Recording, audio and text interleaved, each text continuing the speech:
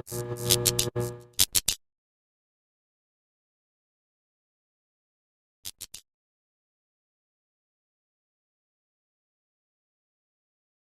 my name is Gemma Rigg and I'm the director and animator for COLIN-19.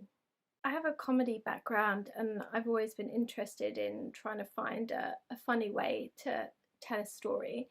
And I guess I like the idea of closing in on the microbe itself and creating a character from that, and then coming up with just a silly reason, like what's he doing, like why is he doing this. And then I kind of like the idea about him kind of going around the world, like wanting to be some kind of travel blogger, like this innocent kind of 19-year-old taking a gap year or something. And I wanted to kind of make him quite likable, I suppose, as well.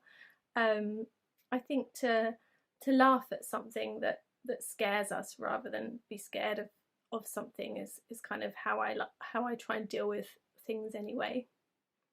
How long did it take to lock down the script? Well, the script was kind of fairly improvised, so I scribbled down some things that I wanted to say, and then it was mostly the time was mostly spent recording and re-recording till I liked it.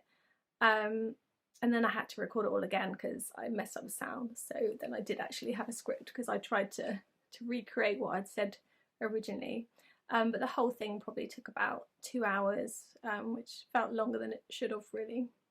How long have I been making films? Well, I've only been making films for about 2 years as such, as in doing animations. I've made two other short films which have been doing around film festivals and winning a couple of awards. But before that, I worked kind of on and off as a script writer in film and in theatre. But me actually making the films, it's only really been in the last couple of years. Would you do it all again in the same way, or what changes would you make to make it better? That's a difficult one. That's a really good question. Um, I wouldn't do it all in the same way.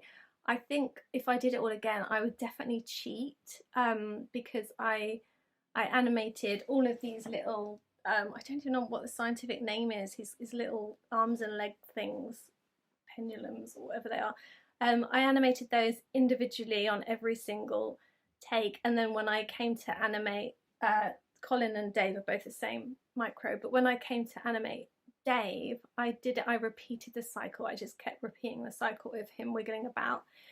And when I animated Colin first, so when I did him, I did it all properly, how you're supposed to do it all. But as I was doing it, I was thinking, why aren't I just superimposing his face onto his body and animating it separately and just doing it on a repeat cycle?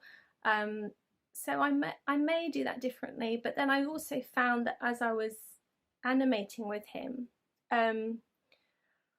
I found that, because at first I didn't think I would be able to give him any sort of emotion or anything physically, but when I was animating with him, I found that I was able to give him some kind of expression with these little, whatever they're called, wiggly bits, which was a discovery in itself. So if I had done that, if I had cheated, I probably wouldn't have discovered that. What else would I have done differently?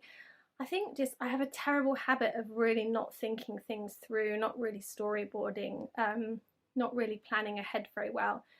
So there were some things that came apparent in the edit that I hadn't thought of before and hadn't incorporated into the animation. So I was trying to, in After Effects, kind of create more animation which kind of wasn't there. So I would do that differently. Who inspires you? Good question. I've always been inspired by the works of Terry Gilliam. I've always been a bit of a fan of his work. I've always loved the really old, the very sort of original Aardman stuff like Creature Comforts and anything by Nick Park as well. In terms of style, I really like the kind of the gritty, the messy kind of stuff. I don't like it when it's really clean and neat, like some of the work that comes from Leica, which is beautiful, but for me it's just too clean. It may as well be CGI. And I just love like British humour, just quirky, quintessential British humour really. There is a little bit of a homage to Alan Partridge at the end of COLIN-19. What's next for me and my team? Well, me and Colin, we thought about going travelling around the world. We're going to go and see as many places